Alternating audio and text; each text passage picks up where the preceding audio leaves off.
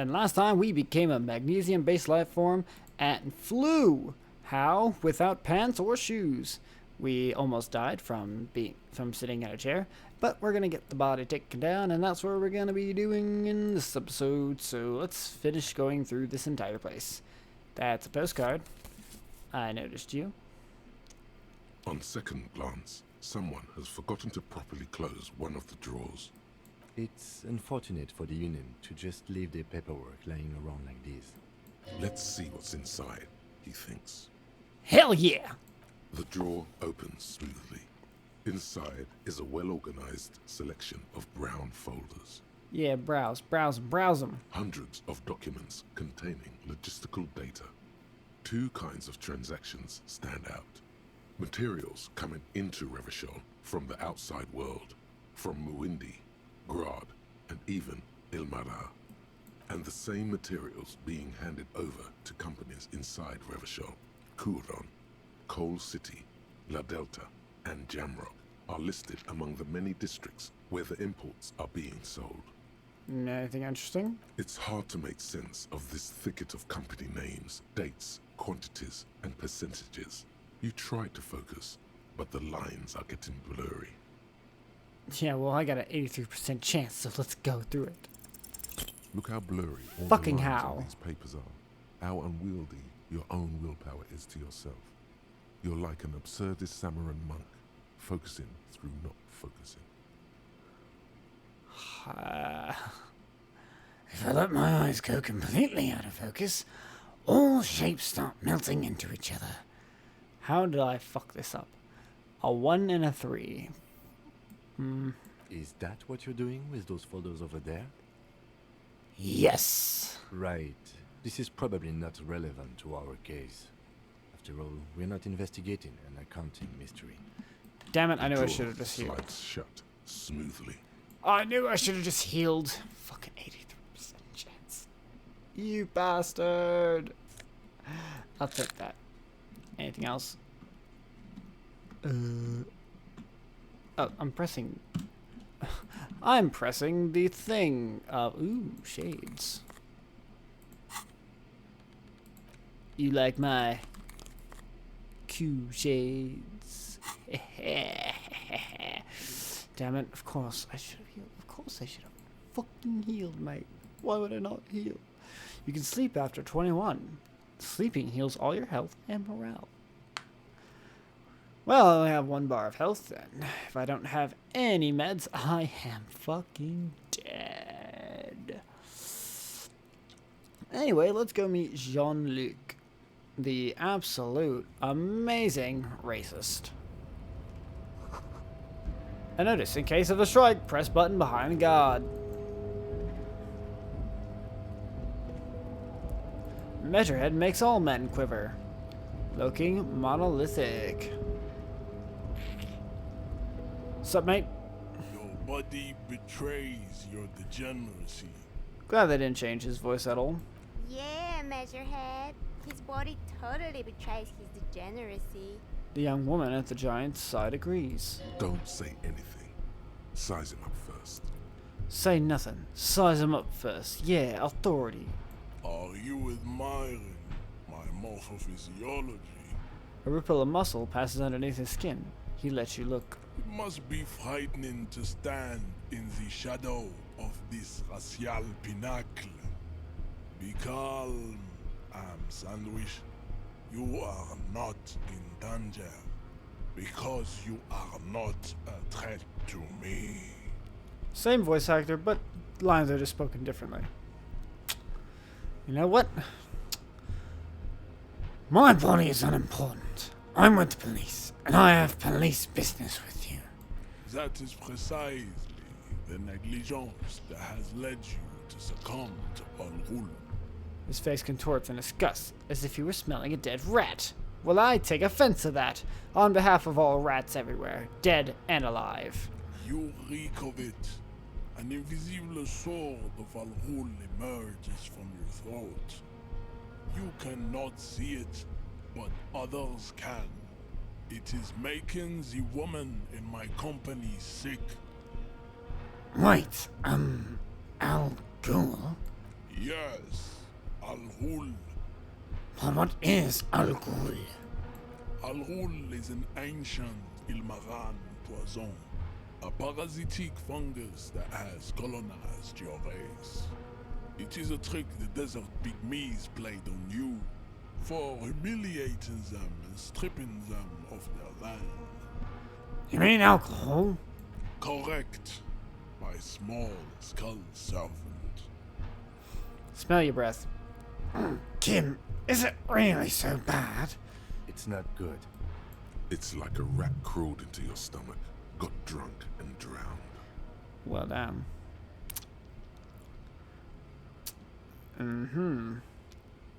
You're right.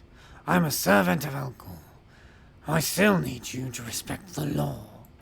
No, you don't. You need to get another drink. Occidental Haplogroup B4 is done giving orders around here. The influence of the ham sandwich race is waning. Show him the ham still got it. You know, actually, I think the ham sandwich race still has it in them. Willingly calling yourself a ham sandwich, how far the Occidental Haplogroup has fallen. You were once a noble and powerful race. You gave the world eugenics, electricity, and powerful weapons of war like missiles and aerostatic aircraft. You made great gains in metallurgy, race theory, and statecraft. You dominated lesser cultures, like the deformed Hemians and the inexplicably potato-obsessed Quakers. But now your ascent to the genetic summit has halted. You are obsessed with sadness and with frivolous pop culture. You will be superseded. Isn't that right, babe? It is, baby, yeah. You know it.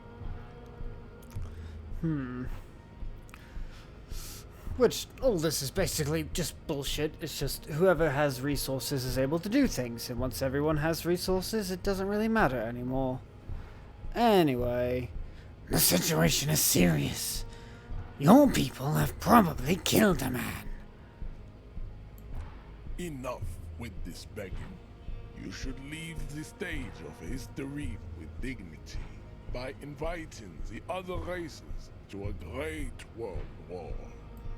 Bring your troops to the Seminine Islands and to Boogie Street, and we will pulverize you.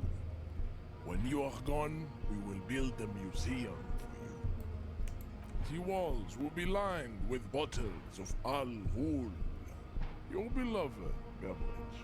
Inside, we will store the odes to homosexuality you call art, and your microcephalic skulls. Dick. You know,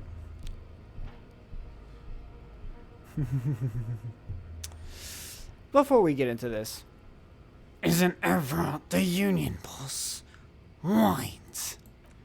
Don't be vulgar. White or not has got little to do with this.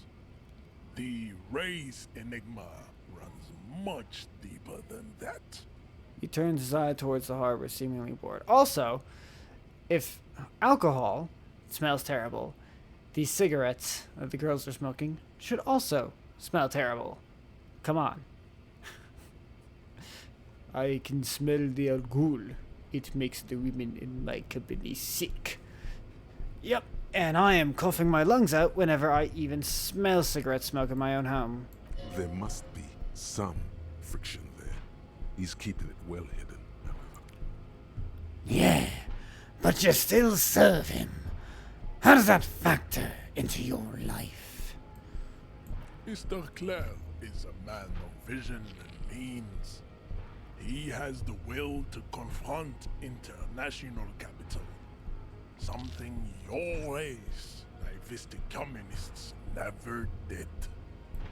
Also, to serve is noble. It takes discipline. Your petulant individualism has only contributed to your race failure. It is lax and moronic. Let's see.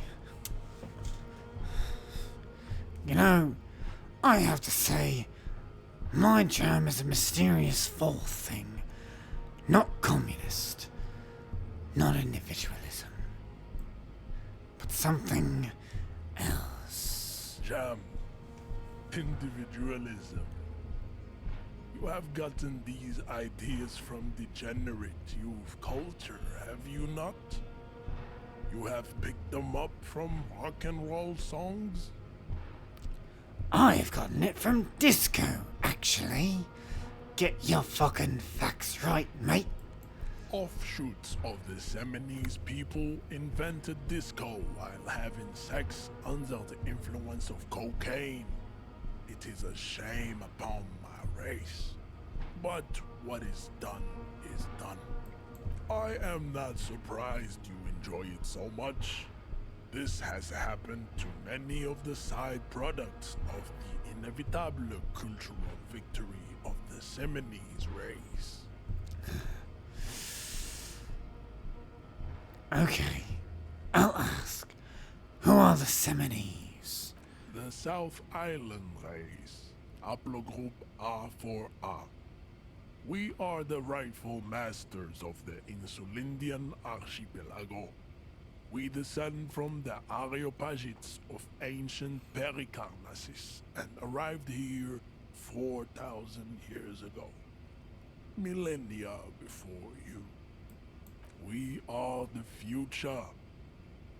That is all you need to know. So you were born and raised on the islands before you moved to Revachol?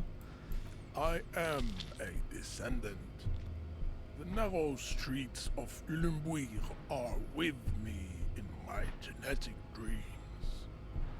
I see young Seminoles women walk into the grey mass on Ile de Fantôme, waiting on immaculate conception from the pale. So, you did not come from the islands? No. I have heard about it on the radio. Oh, wonderful. So you know fuck all. He would be appreciative if you did not further chase this line of inquiry in front of the women. Fuck that! We're going to beat him down. So you're not really Seminoles. You're just from Revachol. I'm from Couronne. And no, it is not just in Revachol. The city is central to the Simony strategy. Spreading through its trade networks, our culture will dominate the world. You have heard enough about our phylogenetic secrets for today. You have extinction to come to terms with. Think upon it. Kim, what do you think about this? I think this racist is better than the last. But the next racist will be the really good one. How do you know there will be a next racist? There always is. Race is reality. Yeah, but you know what else is reality? Everett told you to help us get the body down from the tree. So it was. You surmounted the harbor wall in a display of athletic prowess to reach my superior, then had him give me an order. I salute your cunning, and I will remove the body from the tree with my bare hands. The accent kind of falls apart a little bit. Sounds like he's going, like the guy's dipping a little bit into southern. With my bare hands. You're so noble, Measurehead. But while I am gone, someone must stand guard on the bridge. That someone needs to be you. Both of you. That would mean you're openly showing the people that you're taking the Union's side. Hmm.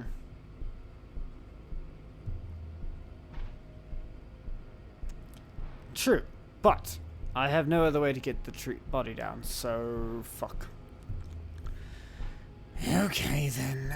Babe, see that they stay here the whole time. See that they stay here the whole time. Fucking racist.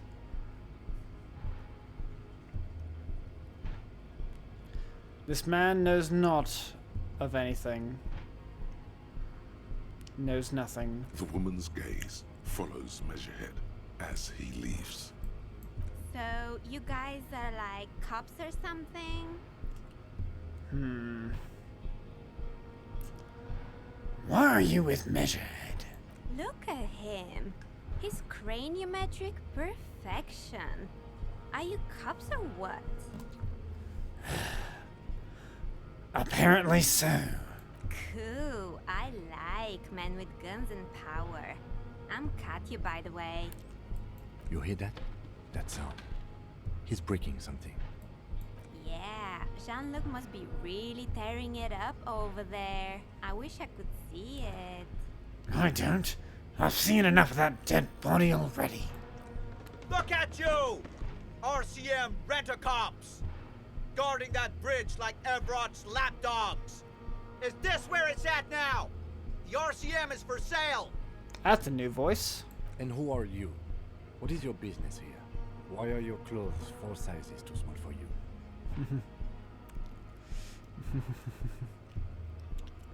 I'll work with whomever I want.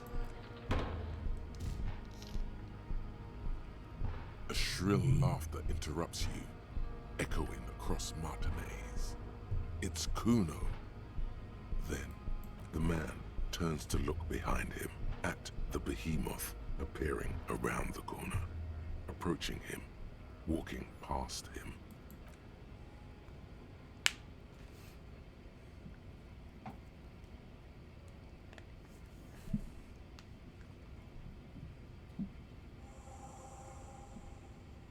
The corpse has been removed from the tree.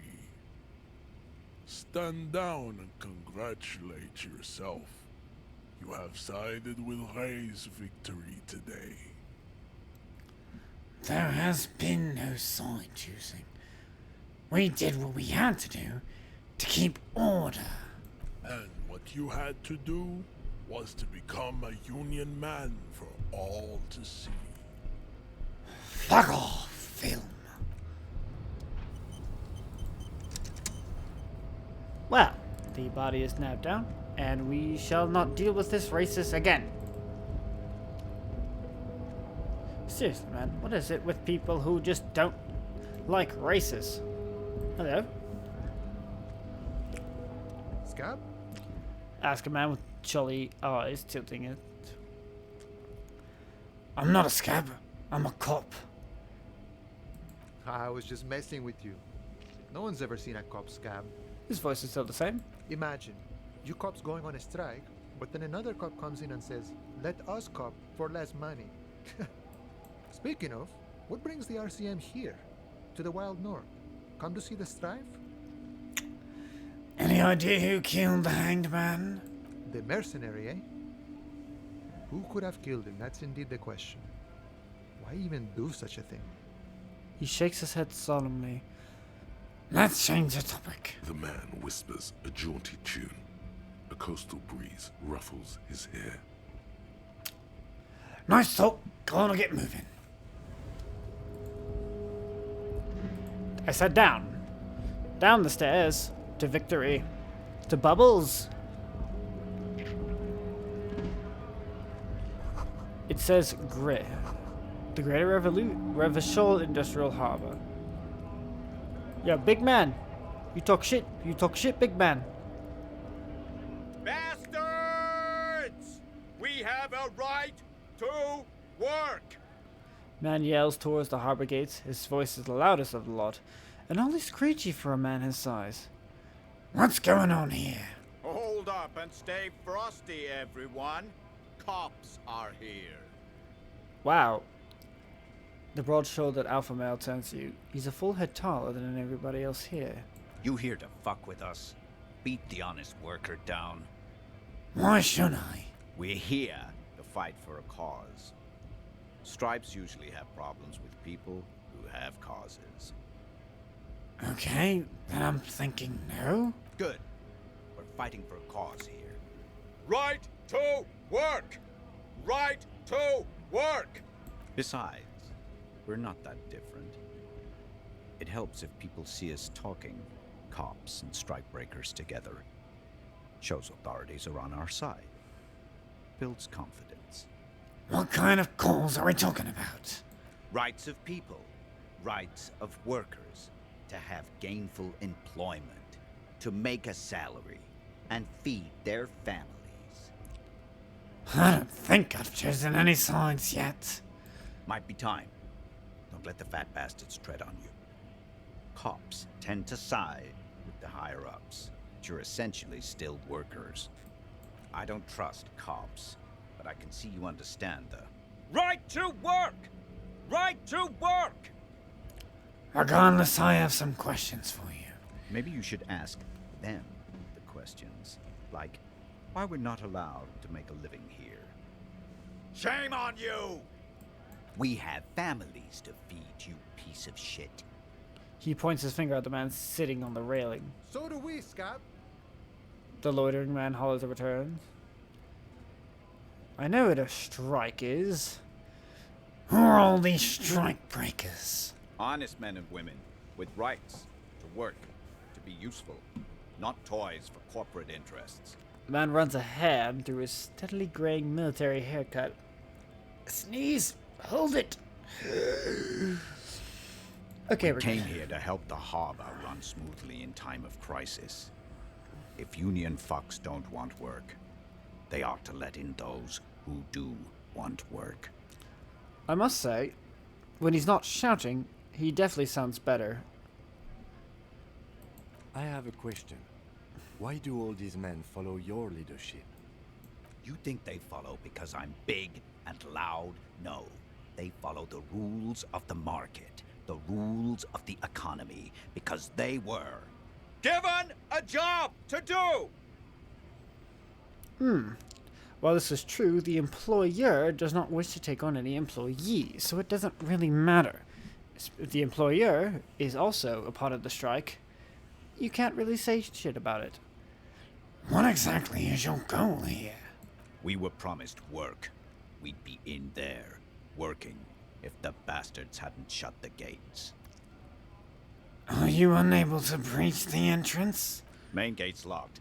Would take heavy ordnance to bust it open. Could try to get in through the secretary's office. Door's locked.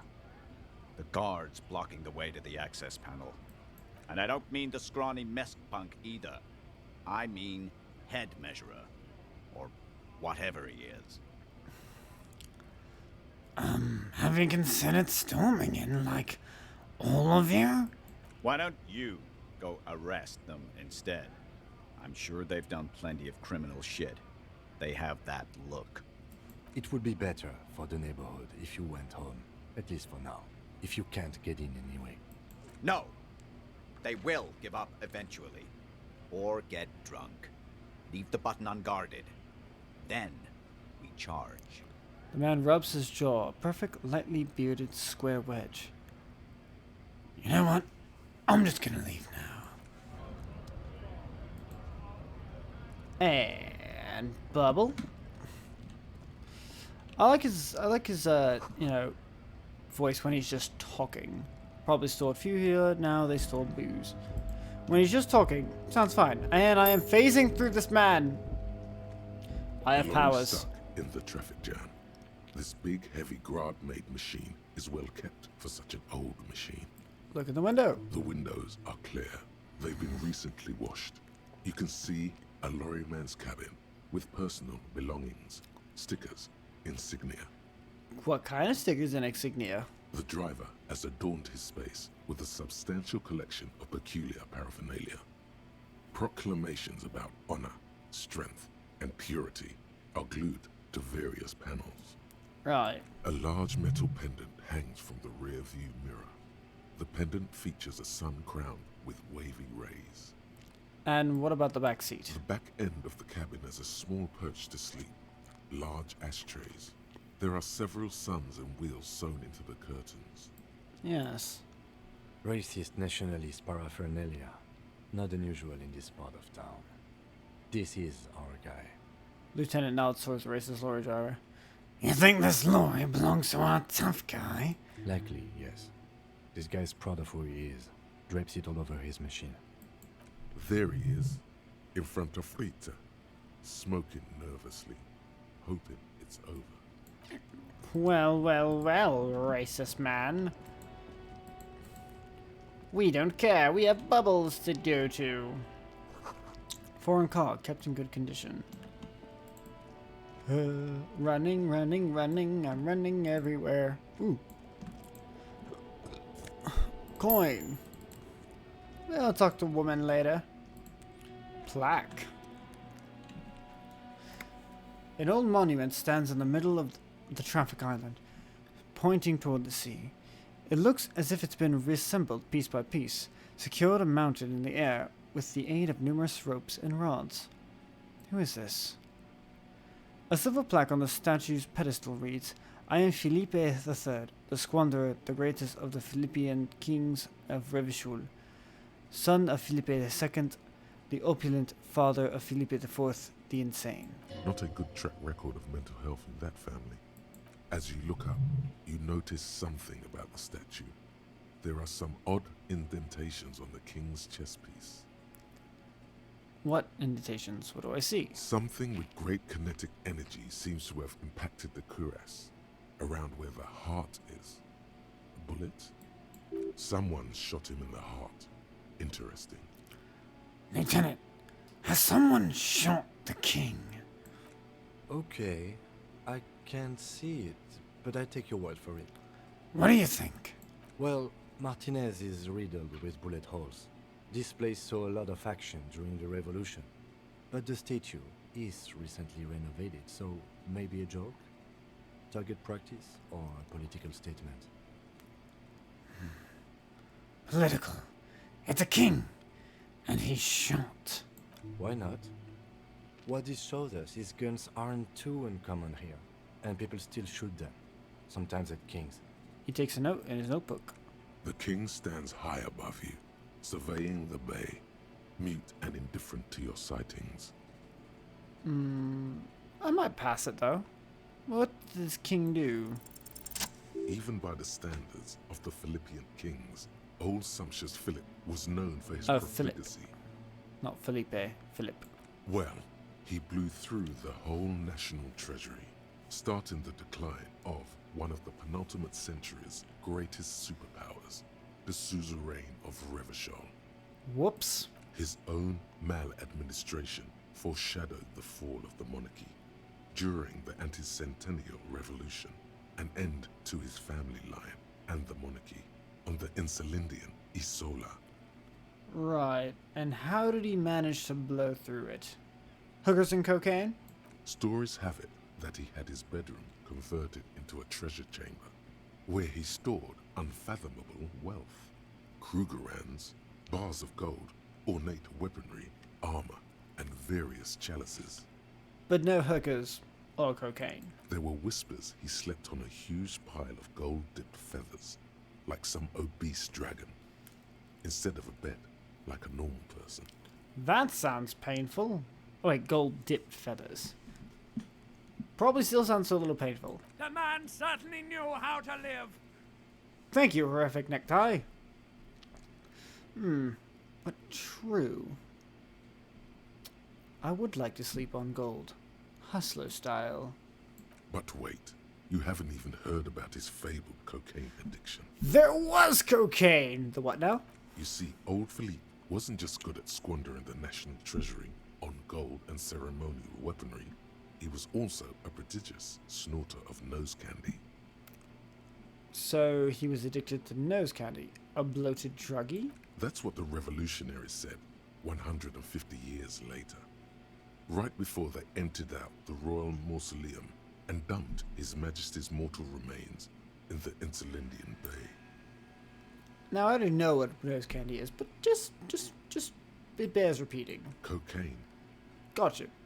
This is a lot to process. His Majesty's courtiers said it helped him connect with the higher realms. Of course. So where is he buried now? Beneath the cold waters of the Insulindian Bay, thrown there by the revolutionaries after they cleaned out the royal mausoleum. So the statue? The original was blown apart by communards, then further damaged during the landing of the coalition's airships during the turn-of-the-century revolution, when Martinez was leveled. So who restored the monument? Some years ago, a group of liberal, artistically inclined individuals, designers mostly, thought it would be ironic to restore the statue of the most wasteful ruler of Revachol in the poorest part of the city.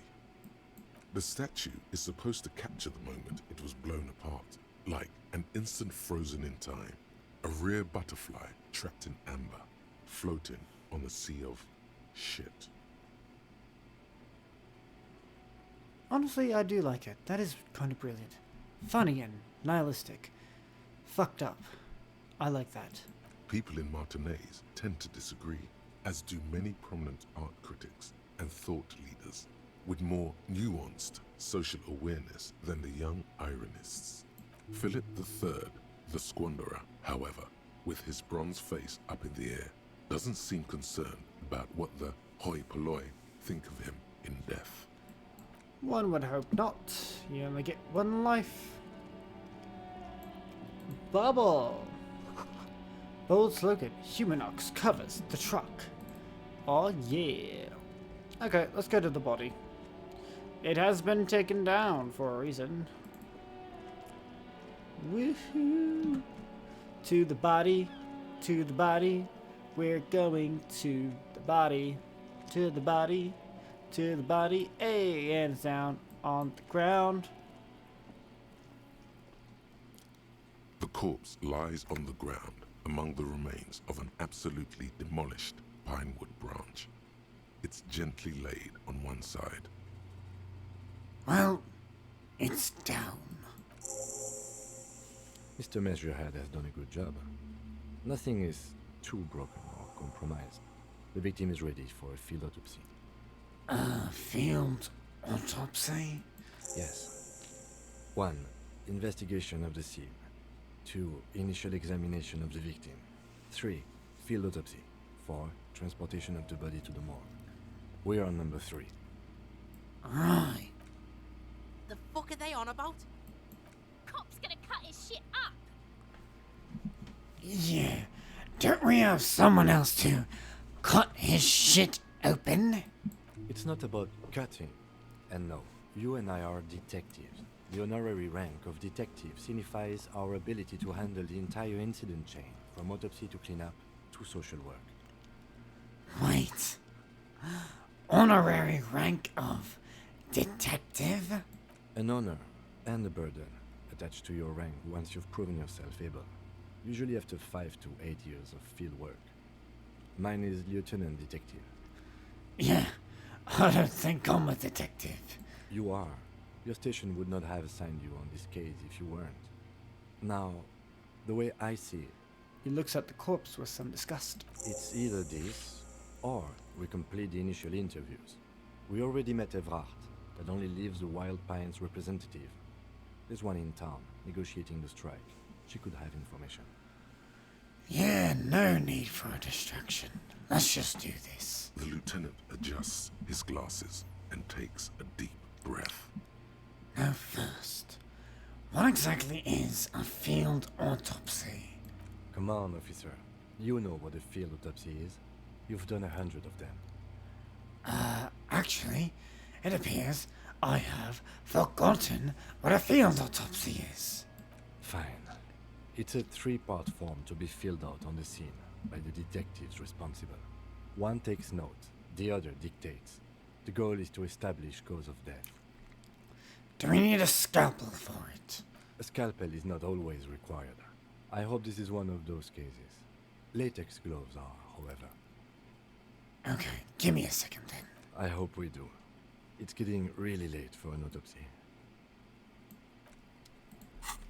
Just need to change out.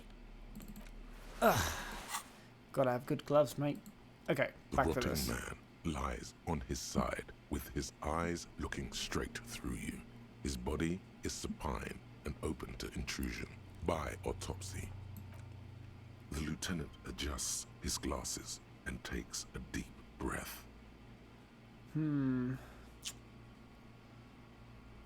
Okay, let me just cut through all of these things. Come on, officer. You know what a field autopsy is. You've done 100 of them. Okay. Clap your gloved hands. Let's get in there. There truly is a time for everything, even for yellow gardening gloves. However, they are lacking hygienically. I suggest you get in there in limited capacity. Yeah, I don't know. What do you mean? I mean when I need you to. Until then, I should handle physical contact, and you should take notes. Where should I take these notes? In my paperwork? Yes, you see, the field autopsy form is the one on red copier paper. Aha. Open your ledger at the field autopsy form. The dead man stares in silence as you crack open the ledger. The bright red paper is covered in boxes and lists, describing the condition of his skin and organs in 3 parts. Above those, an 11-field info form needs filling out first. It begins with,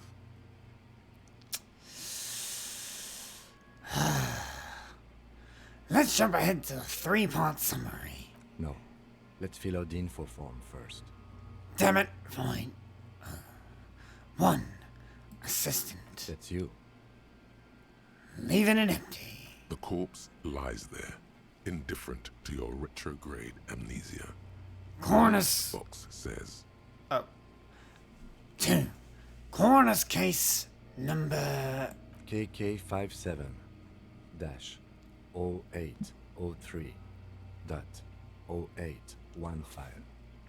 I don't accept my name yet. Next, 3. Name. NA. Next, 4. Date of birth. NA. 5. Age. Roughly 50. Roughly 50. the corpse looks ageless, like meat on a hook. 6. Race. Mondial. Write it down. The pudgy mess of curdled meat looks neither mondial nor anything other. 7. Sex. Fucky, fucky! The little monster exclaims energetically. Male. Pigs can have sex! Right. Fucky. Naively, the lieutenant does not double-check your notes. El bigo mistako, Lieutenant! Thank you, horrific necktie. 8. Date of death. We're still going with March 4th. 51. Okay. What else? 9. Body identified by is non-applicable. 10. Case number is the same as the coroner's case. KK 57 0503 0815 listens motionless, with the cargo belt still around his neck. Only one box remains. 11. Evidence of treatment. None. At least not after the initial examination. A strange word. Treatment. What exactly is treatment anyway? Interfering with the body's position or wounds post-mortem. How did you not know that? Aren't you a cop? You're leaving a weak impression here. Say something sure-handed. Don't overdo it. It's okay to be unsure. I'm not so sure. Well, I'm just saying I don't know treatment. But Inland Empire seems to be onto something. Yeah. I'm not so sure. A silent nod. The lieutenant places his gloved hand on the corpse's chest, as if in preparation. Your central nervous system recognizes this gesture. It's the stations of the breath. Ecclesiastic, religious in nature, a holdout from pre-DeLorean burial rites. It takes him 2 seconds to perform. Then, somewhere in Jamrock North, a small wood shed behind Rosencrantz Row, Lieutenant Nick Feuerbach puts his hand to the chest of a small corpse, no larger than a monkey. It's raining outside, light drizzle. There is darkness in the shed. Elsewhere yet, an obese female sits in a wicker chair, her silhouette bull-like against the window. Outside, Grand Coudon. The day is turning dim for Sergeant Mac Dawson. Hand extended, he approaches, to make sure she is dead more than anything else. And so, all across Jamrock, Coal City, GRIH, 42 deceased persons found today, 42 stations of breath. Shit. We should start the post-mortem. Turn the The page. corpse cannot feel Kim's hand on his chest.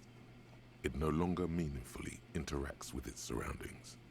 A thicket of boxes and lists on red copier paper tries to answer why. Tell me something, dead man. Shoot, loony Rooney. Okay. Come back later, Coppo.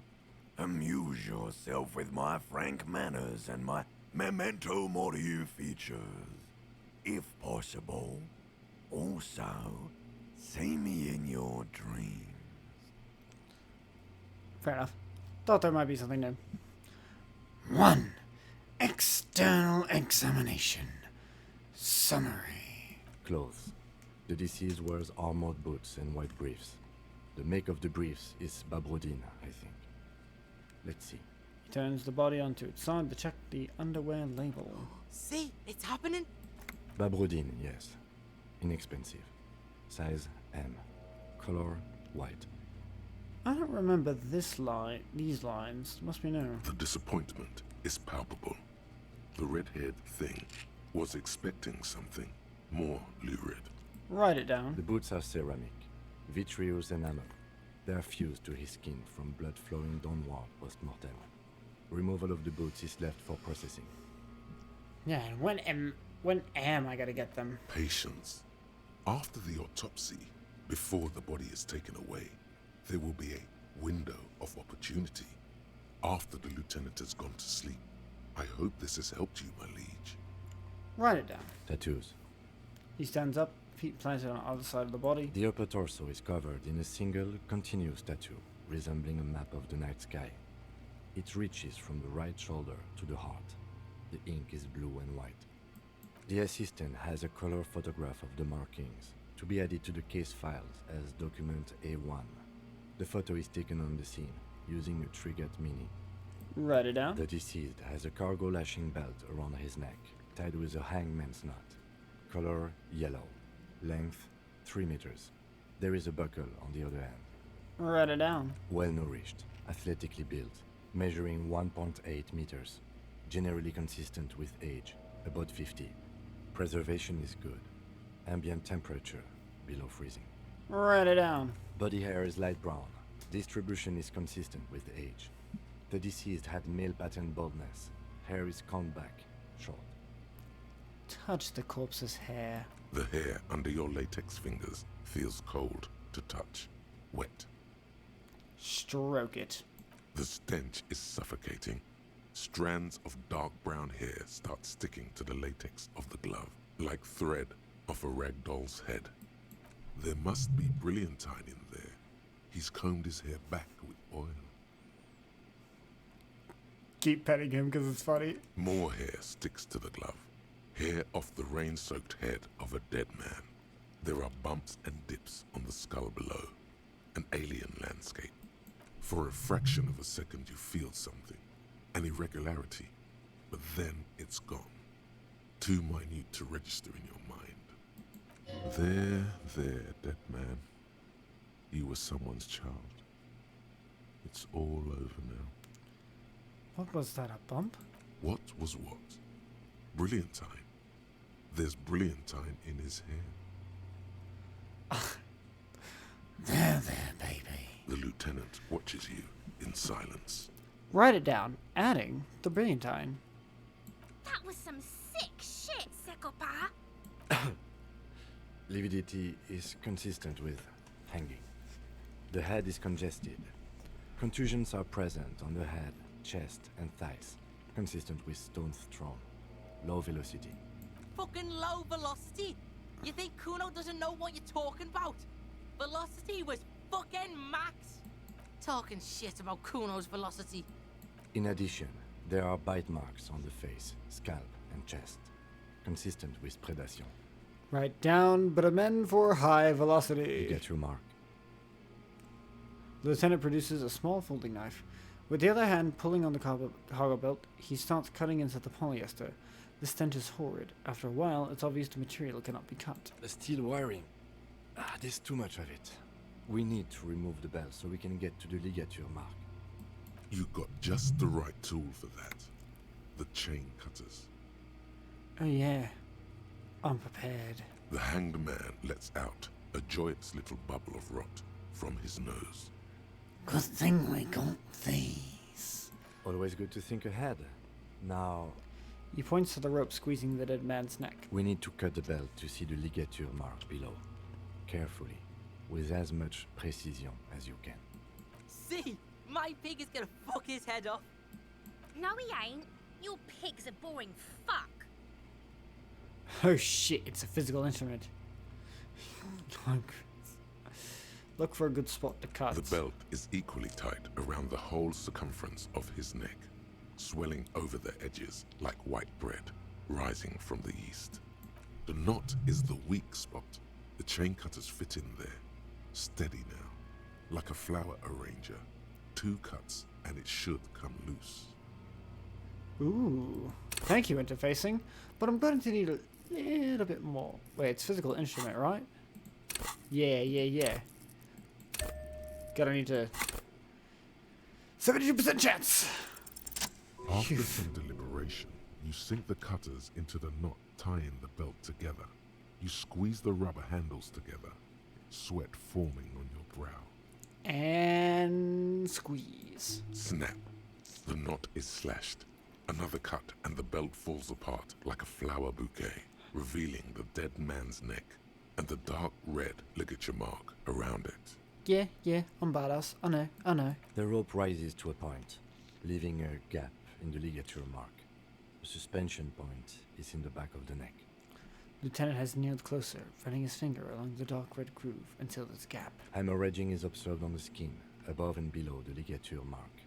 The mark is well pronounced, consistent with a drop from 1 or 1.5 meters. Write it down. Chest is intact, normal contour. Abdomen is protuberant, pelvis intact, genitalia. Pulls down the man's underpants. No! It's gonna happen, see? I fucking knew it! This is clearly what they've been waiting for, ever since the autopsy began. The lieutenant is trying to make it as boring as possible. And he has a penis. Goodbye. Genitalia is male and unremarkable. No evidence of injury. Doesn't look like he was enjoying his moment of death. Ah yes, your hunch before. We can have a semen analysis requested from processing, if that's what you meant. Yes, processing. Science. That's what I meant. Just write down that we request an analysis. The corpse with his pants down does not have an opinion on the subject. All he has is genitals and a deathly odor. Inspect the genitals? Makes me uncomfortable, but detective got a detective, mate. The dead man's penis is average-sized, congested from the downward collection of blood. The testicles are uneven in length, hanging underneath. The genitalia is greenish. Marbling is present around the crotch. Gross. Write it down. Back is symmetrical and intact.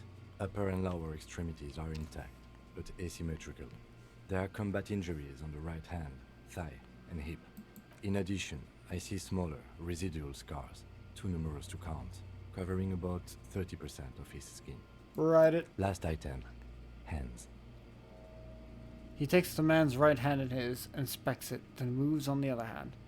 Well, obviously, we're in too deep. Pick up the hand. His flesh is cold, icy. Oh. Pleased to meet you.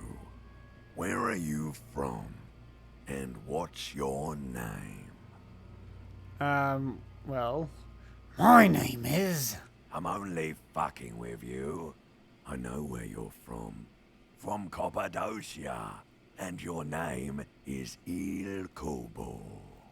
What can I do for you, Il Kobo di Cappadocia?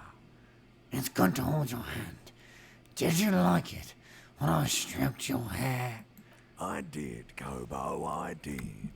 Reminded me of when I was just a small boy, before this happened to my face and my body. You did me a kindness there. We should do this more often. Be close like this. I mean... Hands are clean. No sign of injury from struggling.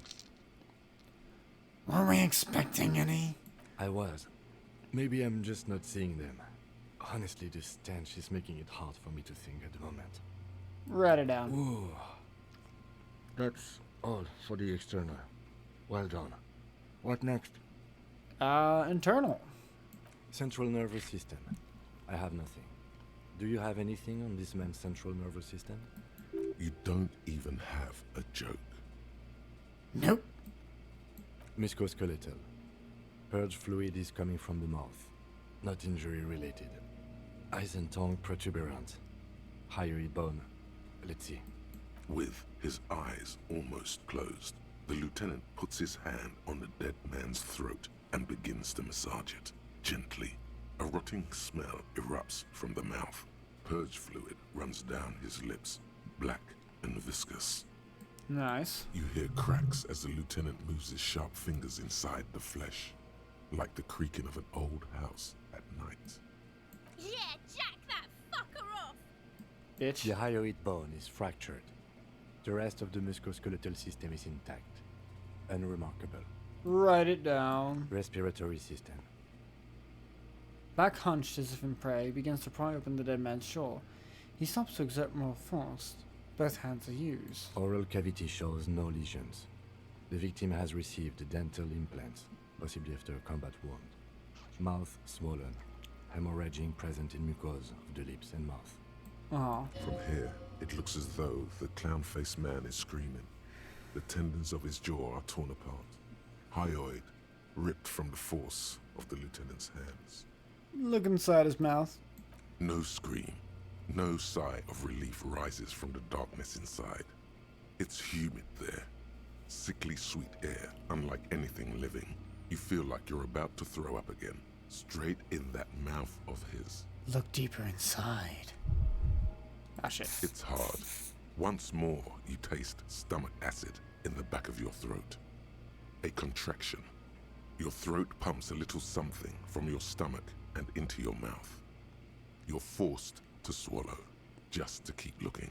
Gross. Inside, you see darkness. Just a mess of meat and darkness. There are ancient mysteries down there, Kobo. Ask me later. Hemorrhaging present in mucus. The lieutenant repeats impatiently. He lets go of the jaws. The mouth snaps shut before you. Hepatobiliary. NA. Why? Don't we have anything? Are you a hepatobiliary expert? He looks at the corpse's stomach with a mixture of tiredness and disgust. I don't think so. Neither am I. And that's it? That's it. Same for toxicology and serology. NA. Both? Unless you have untapped reservoirs of knowledge there? The completionist in me wonders if there's something we could still do. We already have one test as per regulation, and we already requested semen. Pigs requested semen like it's no big deal. I'm not even interested in these boring milk cuts anymore. I haven't sucked him off or anything.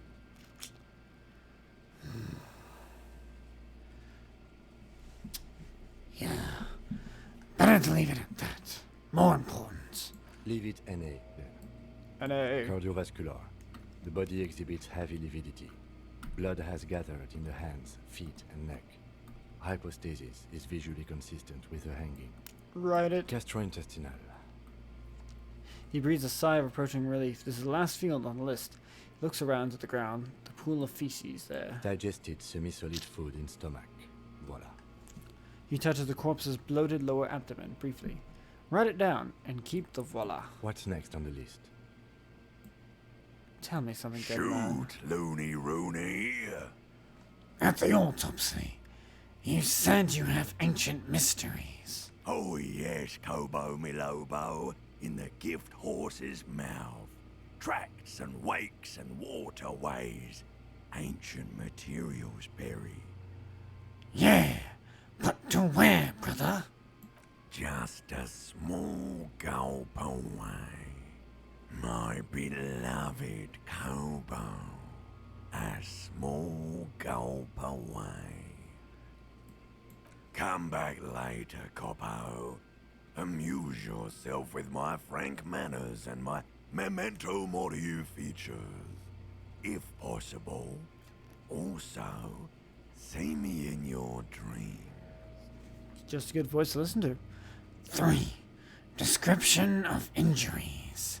Summary. Let's see. We have bite marks, contusions on the head and chest, and a ligature mark encircling the neck. You'll need 3 fields. Leave a 4th one too. Be thorough if you want maximum results. What about the injuries we have inflicted? Oh, so we inflicted them? This is... Okay, I have inflicted. Okay, so there's a spin-stabilized munition from a Kiel A990 muzzleloader lodged in his lung. I don't think we should mention that. Better not to muddy the waters. I agree. The waters are muddy enough. See? These pigs are fucking corrupt. The boy nods approvingly. Why don't you fuck him if you love him so much? Now, injuries. Bite marks. Head, chest and scalp bite mark injuries. Predation by birds has caused damage to the body. Odontologist does not need to be consulted. Write it down. And your opinion, officer? Non-fatal post-mortem. Agreed. Next injury? Contusions. So, the scalp bleeds from a post-mortem head injury, a stone. The injury does not have the rim of an early inflammatory response. The perpetrator on the scene has confessed to causing it post-mortem. At maximum velocity, fucko! Has confessed to causing it at maximum velocity. Write it down. Coagulated blood sticks to his scalp and chest, where the countless stones have hit the dead man. Beneath, the description of injury. 2 boxes. Non-fatal post-mortem. Right. Next?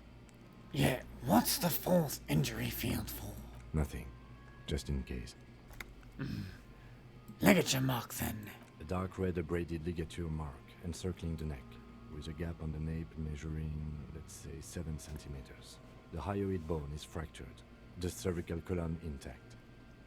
I see hemorrhaging on the skin, above and below the ligature mark. Depth of the mark, 1 centimeter. No signs of clawing on the neck. Write it down. Below the note, 2 customary boxes wait to be ticked. The man's head jerks to the side. The ring around his neck is visible. Oh, no awaiting my judgment. Think for a moment. There's time. Don't rush. Non-fatal post-mortem. The lieutenant falls silent abruptly. He is deep in thought, eyes fixed on the bright red ring around the dead man's neck. Why do you say that? I'm serious. I don't think this was the injury that killed him. Okay. Why don't you think it was fatal?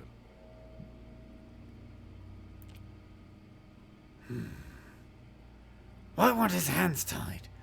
A big man like this, I would tie his hands when marching him to the gallows. Honestly, I'm not sure there weren't marks on his wrist. That part got blurry for me. The stench. But you are right, I was ready to call this. Now I think we should leave it empty, at least for the time being. Let's wrap this up. I pronounce this field autopsy over. First, how did it go? It was an irregular field autopsy. We did not establish cause of death, which is supposed to be the goal of an autopsy. But, personally, I do not see this as a parameter for success. We requested a test to be run on the genitals. That was the règle. The results should arrive in a couple of weeks if we are lucky. I will not hold my breath. What else? We were thorough with the list of injuries, too. We described them all in detail. What is there to say? Given the circumstances, it was a professional field autopsy. What now? I need a copy of that autopsy form. Then I will drive him to Faubourg. Rip out a copy of the For autopsy processing. pages. Looks at the dead man one more time, then at the slipper of paper, then at the He's corpse. thinking, did I miss something? You tilt your head, also looking at the corpse.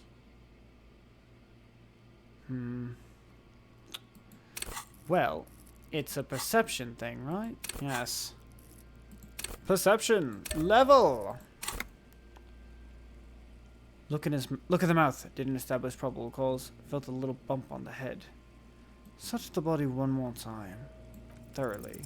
You run your hands over the victim's cold body, his limbs, his torso with his organs. Maybe you should be more thorough. Look in his... No. The corpse said... The hanged man said, look in the mouth. This is not the mouth.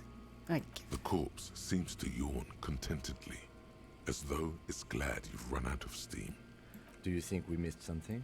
You can't shake the feeling that there are more secrets concealed in the flesh before you. I've got a gut feeling that there's more to this corpse. Okay, well, we are in livor mortis here. He is disintegrating. We need to refrigerate the body if we want to conduct another examination, and we need to do it fast. Okay, where do we find a fridge for the body? It would have to be industrial in size. Let's start by asking Gart at the Whirling in Rags and the Fritz store down at the gates. If they don't know, but only if all else fails. Fuck are you looking at, Beano man? You want a piece of the Kuno? Wanna get fucked? Only if all else fails. Let's hurry then. This is one task we cannot sideline. With every hour, whatever we are looking for will become harder to find. Well, the autopsy was not a success. I'm considering not a success because we didn't find out the thing. But there's always time for that later, which will have to happen in another episode. To which I must say, bye.